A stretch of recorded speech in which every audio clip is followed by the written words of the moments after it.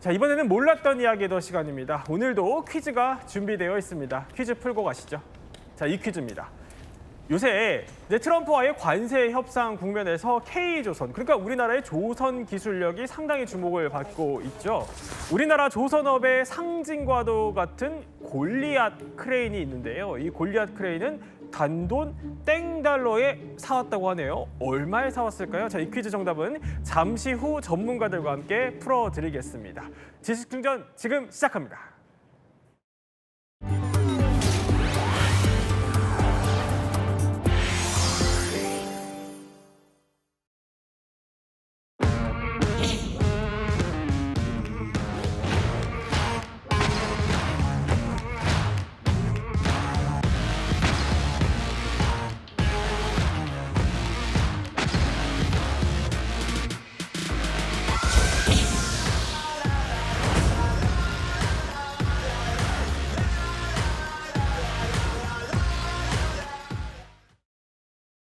최근 미국과의 일명 마스가 프로젝트가 있었죠. 우리 K조선업의 기술력이 이걸 계기로 굉장히 다시 한번 주목을 받고 있습니다. 자, 일단 짚어볼게요. 문근식 교수님, 트럼프가 우리 조선업 상당히 매력적으로 느끼고 있어요. 왜 그럴까요? 취임 직후부터 우리한테 러브콜을 보냈죠. 대통령한테 통화하면서 한국의 도움의 절실히 필요하다 네. 이런 얘기를 했어요. 그다음에도 뭐 지금 요즘 MR로도 적극 추진하고 있고 지금 사진에 나오는 것처럼 98년도에 이미 거제도 대우조선해 방문했더라고요. 이미 왔다 갔었어요. 예. 그때부터 뭐 크레인이 대형 크레인이 있고 깜짝 놀라서 야 이거 조선소를 둘러보고 굉장히 매력을 느낀 것 같아요. 그리고 지금 미국이 지금 중국에 그 조선에 엄청 밀리고 있고 특히 군함 같은 경우 숫자가 너무 부족해요. 그렇기 때문에 이걸 극복해야 되는데 한국이 최적의 이 나라다 네. 이렇게 판단하고 지속적으로 지금 우리한테 러브콜을 보내고 있는 찬스를 우리가 잘 활용해야 되겠다 하는 생각이 듭니다. 자, 이렇게 우리 조선업이 이제 트럼프와의 이제 협상 국면에서 일명 마스가 프로젝트로 주목을 받고 있지만, 아니 근데 고란 기자님, 네. 알고 보니까 이게 사실 글로벌 시장에서 1위는 우리가 아니에요.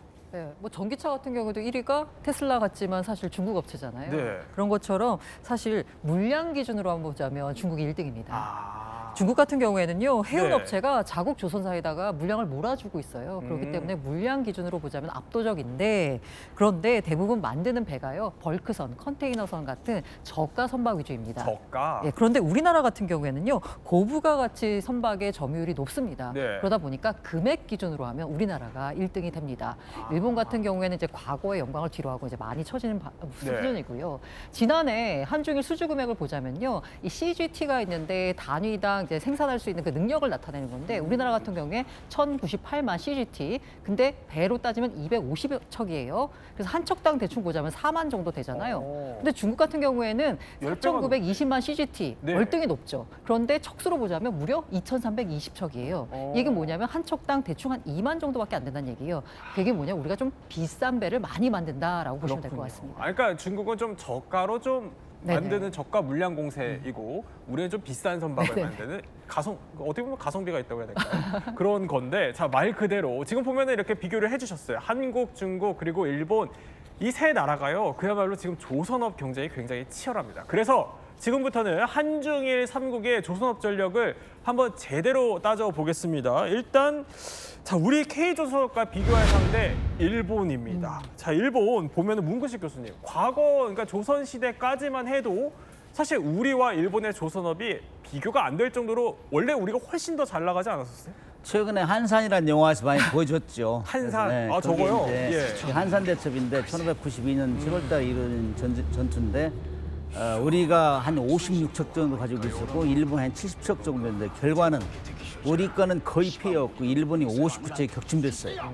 그러면서 한산 대첩이라고 얘기했는데 네. 그때 당시 우리는 이제 판옥선하고 거북선이 출동했고 일본은 우리보다는 훨씬 작으면서도 민첩한 배 이런 배들이 동원이 됐는데 우리는 이 2층 구조고 또 폭도 넓고 거기다 화폭까지 실었는데 네. 일본은 작은 이 길쭉한 배에다가 민첩수만 고려해가지고 뭐 조총 싣고 가서 이 그 배 붙이고 육박전을 하고 이런 거 해가지고 결국에는 참패를 했다고 볼 수 있죠. 그렇군요. 그래서 우리가 그때 당시에 보면은 역시 우리가 앞을 내다보는 군함 기술이 훨씬 발달됐다 이렇게 얘기할 수 있죠. 아니 그러면 저렇게 조선시대까지만 해도요, 우 교수님. 그러니까 우리보다 기술력이 떨어졌었던 거예요, 일본이. 근데 80년대까지는 조선업 분야에서 일본이 압도적인 1위였다면서요? 제가 94년도에 이제 조선학과 입학을 할 때에도 예. 일본은 굉장히 따라가기 힘든 그런 인식이 있었습니다. 근데 일본은 사실 2차 세계대전을 패망한 다음에 예. 모든 산업이 다 다운됐을 것 같지만 사실은 본토는 타격을 그렇게 많이 안 받았어요. 그래서 여러 조선소들이 남아있는 상황에서 미국이 그 이제 2차적이 우리나라 6.25 때 예. 그 운반선이나 이제 보급선이 필요할 때 그것이 일본으로 물량이 밀려드는 그런 효과가 있었습니다. 그랬군요. 거기에 더해서 미국의 이제 당시에 이제 미국은 뭐 제조나 여러 산업 분야에서 과학적인 관리, 네. 과학적인 품질 뭐 이런 것들이 굉장히 유행을 하던 시절인데 그런 기술들이 이제 몇몇 학자를 통해서 일본에 전수된 것도 굉장히 일본이 조선업에 오랜 기간 1위를 수성하는 데 도움이 됐었습니다. 그러니까 6.25를 계기로 일본이 어떻게 보면 조선업의 특수를 누렸다 이렇게 그렇죠. 볼 수 예. 있는 예. 거네요. 근데 아니 그러면 이렇게 뭐 한때 잘 나갔었던 일본의 조선업이 그러면 왜 갑자기 몰락을 하게 된 거죠? 네, 몇 가지 이유가 있을 텐데요. 일단 우리나라와 중국의 이제 저가 경쟁이 있습니다. 네. 우리나라 같은 경우에는 70년대부터요 정부 주도로 중화학공업 산업, 중공업 육성 정책, 그리고 저렴한 노동력, 그리고 대규모 조선소 건설 경쟁력을 키워왔습니다. 그랬군요. 이러면서 이제 일본보다 확실히 이제 비용이 싸니까요 경쟁력이 있었고요. 2000년대 들어선 이 조선업 경쟁에 중국이 본격적으로 들어오면서 일본 선박은 가격 면에서 게임이 안 됐고요. 이 가격 측면에서 봤을 때 또 엔고로 인해서 더욱더 경쟁력이 약화됐습니다. 뭐 아시다시피 85년에 플라자합이 있었잖아요. 네. 그러다 보니까 엔화 가치가 급등했어요. 이 국제 시장에서는 달러 기준으로 가격이 매겨지는데 네. 일본은 엔화 가치가 급등하다 보니까 달러 기준으로 보자면 선박 가격이 우리나라나 중국에 비해서 너무 비쌌습니다. 그러다 보니까 밀리게 됐고요. 그리고 기술 및 시장 변화 대응에 실패했는데요. 일본 같은 경우에는 7, 80년대 대형 유조선, 벌크선 중심의 수주 전략에 집중했습니다. 근데 2000년대 들어서는 이 트렌드가 바뀌었거든요. LNG선 등 고부가 가치, 맞춤형 선박 위주로 갔는데 네. 우리나라 같은 경우에는 기술 혁신, 투자도 많이 했고요. 빨랐군요. 그러면서 시장에 대응을 했는데 일본 같은 경우에는 설비 현대화, 신기술 개발에 소극적이었습니다. 아울러서 내부의 구조적인 문제도 있습니다. 아무래도 인건비가 높고요. 이 노사관계가 복잡하다 보니까 생산 네. 비용이 늘었습니다. 게다가 일본 내 조선소들 간의 경쟁을 하면서요. 자원 낭비가 심했고요. 아울러서 정부의 지원이 부족했습니다. 우리나라나 중국은요. 정부가 앞장서가지고 물심양면 도와줬는데 일본 같은 경우에는 그냥 조선업을 국가 전략 산업으로 간주했지만 네. 별다른 지원이 없었습니다. 그래요. 결국 종합을 하자면 뭐 트렌드를 잘 따라가지 못했던 거네요. 자, 그러면 이렇게 반세기도 좀 지나지 않았는데, 그러니까 말 그대로 세계 조선업의 판도가 바뀐 겁니다. 우리 쪽으로요. 도대체 이 K조선업, 그러면 일본 조선업과 비교해서 어떤 차이가 있었길래 우리가 그 판을 뒤집을 수 있었을까?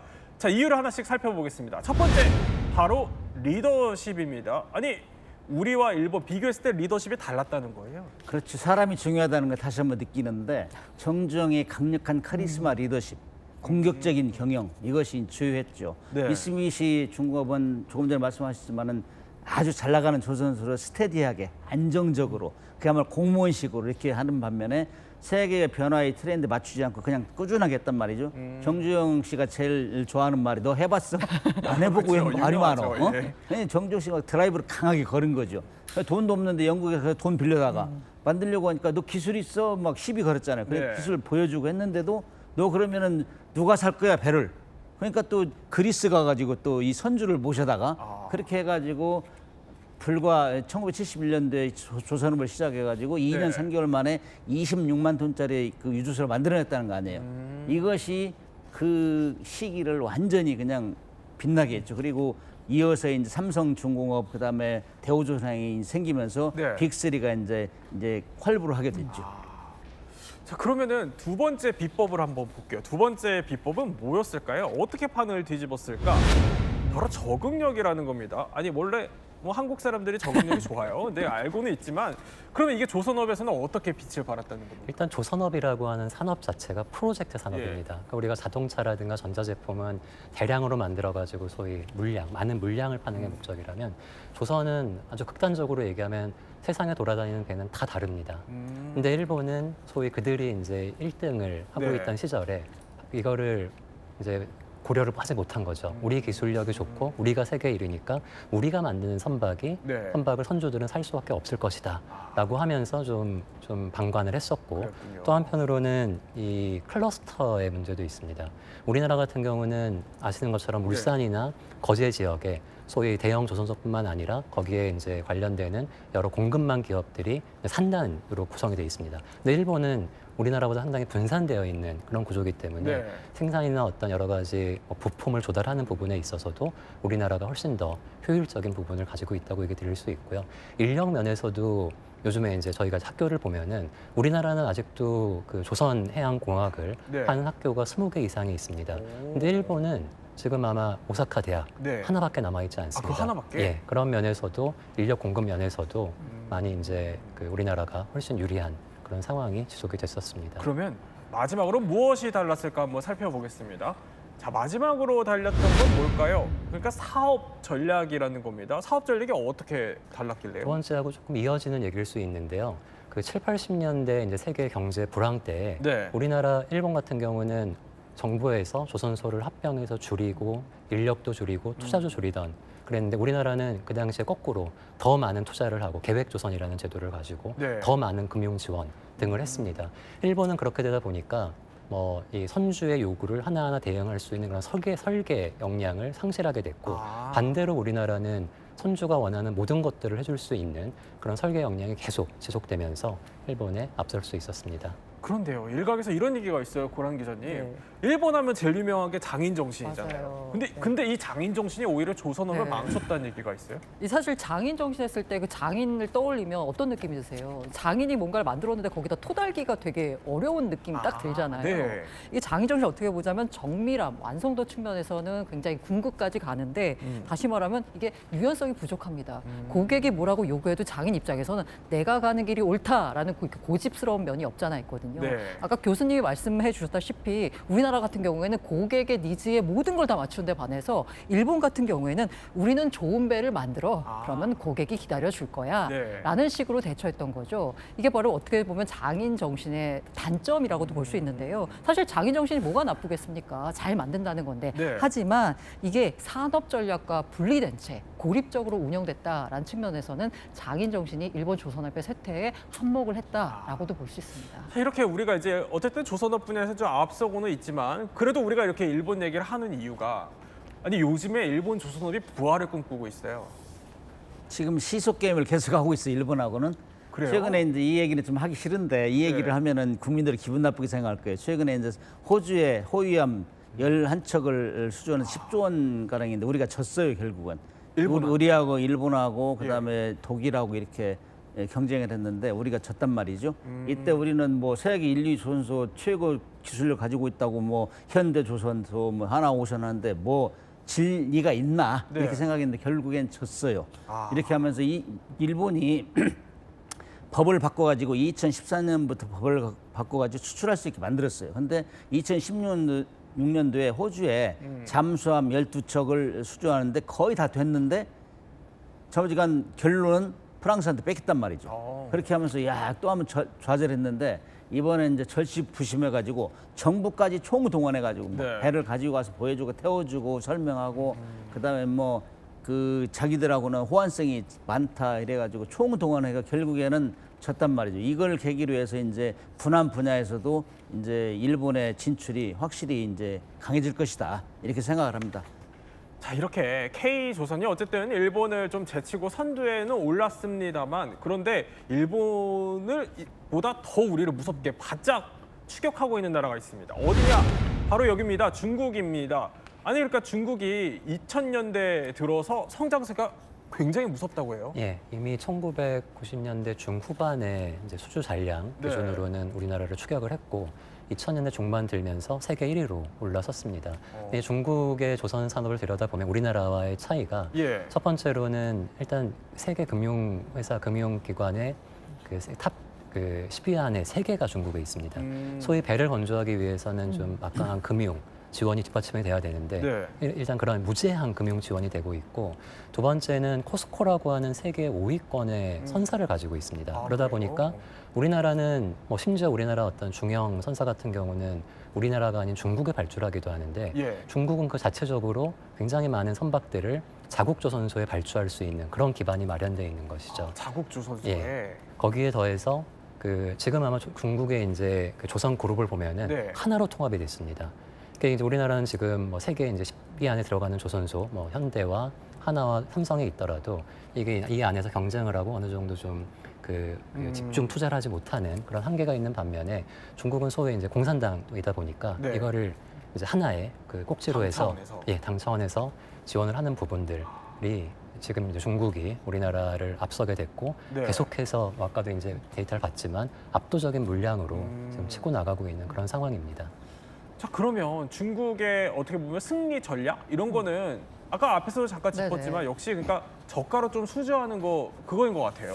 사실 뭐 저가 수주라기보다는요. 예. 원가 경쟁력이 있다라는 원가. 표현이 맞을 것 같아요. 인건비 많이 올랐다고 하지만 사실 우리나라 비교하면 여전히 낮은 수준이고요. 예. 그리고 원가의 한 20에서 30%를 차지하고 있는 강제 같은 경우에도 중국 제철소가 우리나라 제철소보다 훨씬 더 저렴합니다.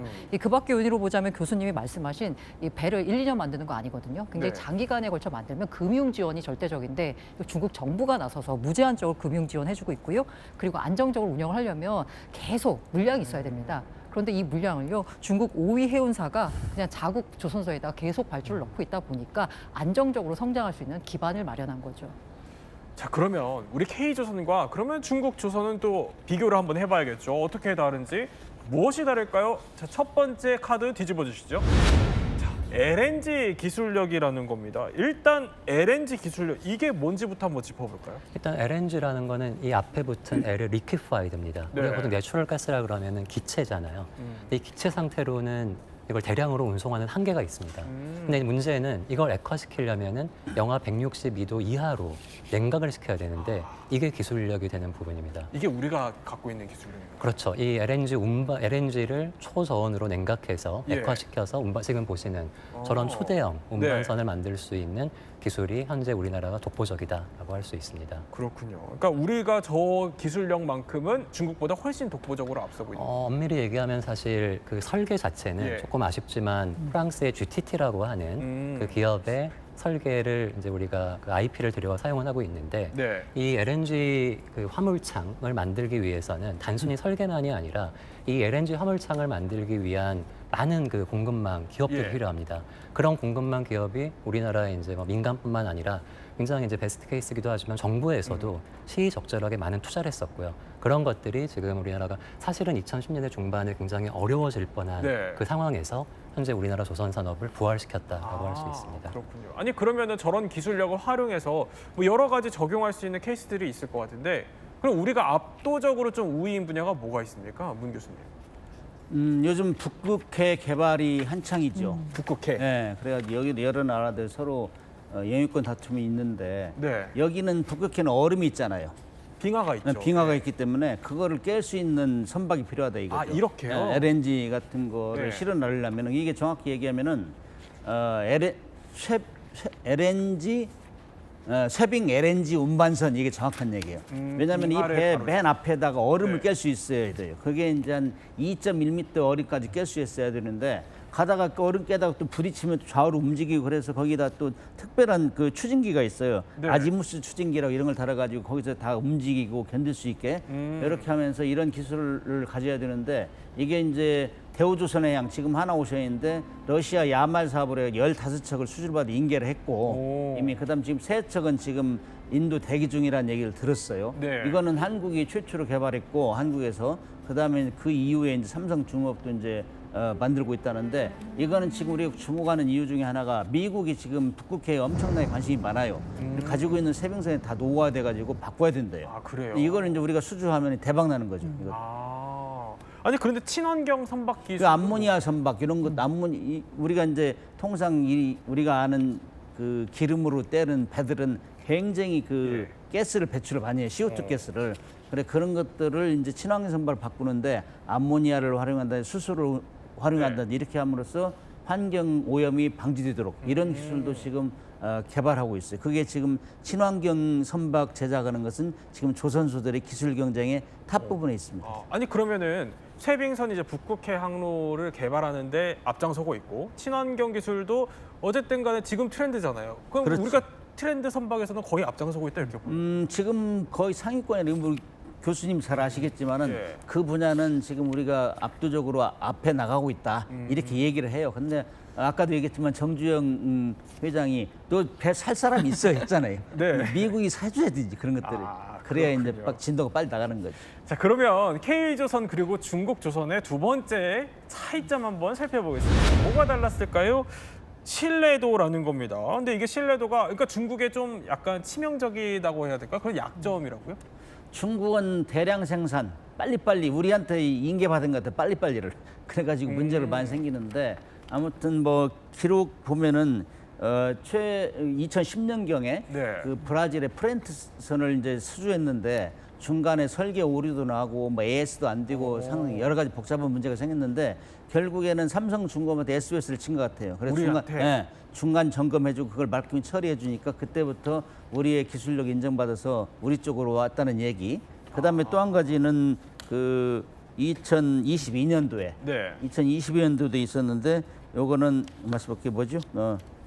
네, 중국이죠. 네. 네, 노르웨이 발틱. 노르웨이 그 선박 수주 LNG 예. 선박 요것도 8개월 지연됐대요.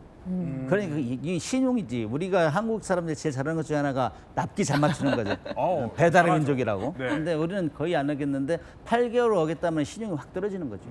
그때 거기다 추가해서 미국이 중국을 제일 싫어하는 것 중에 하나가 이유 중에 하나가 네. 잘 훔치잖아요. 해킹도 잘하고. 최근에 들어서는 뭐 가전제품 이런 거 팔 때도 거기다가 센서를 붙여가지고 네. 뭐 한 국가의 정보를 수집해가지고 그걸 활용한다는 얘기. 그다음에 이제 미국에는 조선소에서 크레인 많잖아요. 크레인. 예. 크레인이 중국에서 받는 게 제일 많대요. 근데 거기에도 뭐 카메라 센서를 붙여가지고 기술을 도용하고 이런 것 때문에 굉장히 신뢰도가 떨어지고 있다. 그런 얘기가 지배적입니다. 아니 뭐 납기도 잘 맞추고 빨리빨리 민족 역시 대단한 한민족, 그렇죠. K민족인 것 같습니다. 그런데 자 그럼 이쯤에서 한번 퀴즈 한번 풀어볼게요. 퀴즈 띄워주시죠. 다시 주목받는 K조선 기술력. 우리나라 조선업의 상징과도 같은 골리앗 크레인은 단돈 몇 달러에 사왔을까요? 고란 기자님 정답이 뭡니까? 정답은 1달러입니다. 1달러요? 네, 말도 안 되는 네. 가격이죠. 이게 다 사연이 있는데요. 그 울산, 거제, 목포 조선업 있는 동네 혹시 가보셨어요? 거기 보면 굉장히 큰 이제 골리앗 크레인들 보시면 어떤 느낌이 드세요? 뭐 시체말로 뭐 이제 뭐가 차오른다 약간 네, 이런 느낌이 저거잖아요. 네. 네네. 뭐 이렇게 뭐가 차오른다 이런 느낌이 네. 들잖아요. 이게 뭐냐면 애국심. 예. 어떻게 보자면 네, 그 하늘 위의 생산 설비고요. 조선업의 자존심 같은 겁니다. 이런 대형 네. 골리앗 크레인은요. 근데 저기 이제 아까 화면에 보신 그 크레인 같은 경우에는 코쿰스 크레인입니다. 74년경에 건설된 높이 138m입니다. 최대 1,500톤 들어올릴 네. 수 있는 대형 크레인이고요.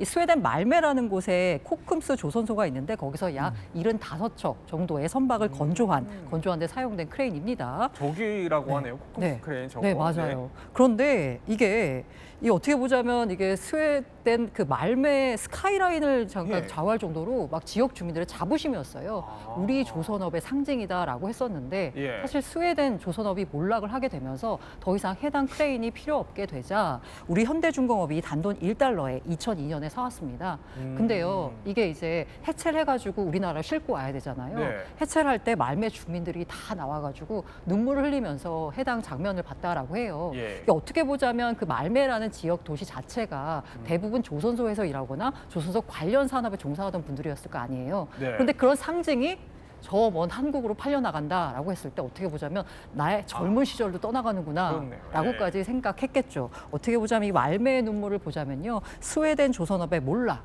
그리고 우리 조선업의 부상을 상징하는 사건인 것 같습니다. 자, 문근식 교수님, 우리가 이렇게 쭉 이제 K조선업의 좋은 점들 많이 얘기했어요. 근데 그래도 우리가 갖고 있는 약점도 있지 않을까 싶은데요. 그 세계적으로 공통된 건데 기술 인력이죠. 요즘 뭐 34도 이렇게 되는데 가서 용접하라면 하겠어요? 아, 인력. 정말 힘들어요. 지금 대학교는 그래도 좀 인원이 늘어난다고 학생들이 일어난다고 하는데 예. 실질적으로 현지 공장에 가면은 너무 그 3D 환경이 대표적인 직업이 조선이거든요. 그래서 그런 인력을 구하기 힘들어가지고 우리도 지금 15 내지 30%는 조선소마다 네. 외국 인력을 쓰고 있어요. 아. 그럼 교육도 시켜야지, 그 사람도 적응도 시켜야지 이런 문제가 있고, 그다음에 가끔 뭐 불법 파업도 하잖아요. 파업하면은 굉장히 힘들잖아요, 조선소가. 근데 거기다가 이제 노란 봉투법 생겨가지고 파업할 때 제재를 함부로 할 수 없게 만들었단 말이죠. 그러니까 네. 그걸 악용할 수 있단 말이죠. 그다음에 조선소 가면은 뭐 페인트도 쓰지, 뭐 여러 가지 많은 재료를 쓰고 네. 쉽게 내고, 그리고 오염 이런 것 때문에 환경 오염비가 많아요. 네. 파업에 대한 부분은 이제 보는 시각이 또 다를 수 있기 때문에 그렇죠. 문 교수님의 개인적인 의견으로 가름을 하고, 자, 그럼 끝으로 짧게 여쭤보면은 우리 K조선의 승리 전략 짧게 어떤 게 여러 있을까요? 가지가 있겠지만 아까도 얘기해 주신 뭐 암모니아나 소위 친환경 연료 네. 이런 부분들이 이제 우리나라의 앞으로의 새로운 먹거리가 될 텐데, 사실 이제 이게 과거의 이런 패스트 팔로우 전략은 더 이상 유효하지 않습니다. 기존에는 이제 IMO 같은 어떤 국제기관이 시키는 대로 했는데, 이런 부분에 대해서 우리나라가 퍼스트 무버로서 좀 어떤 특허보다는 표준을 우리나라가 선점해가는 그런 전략이 필요할 것 같습니다. 네, 세 분과 함께 한중일 조선업에 대해서 몰랐던 이야기 살펴봤습니다.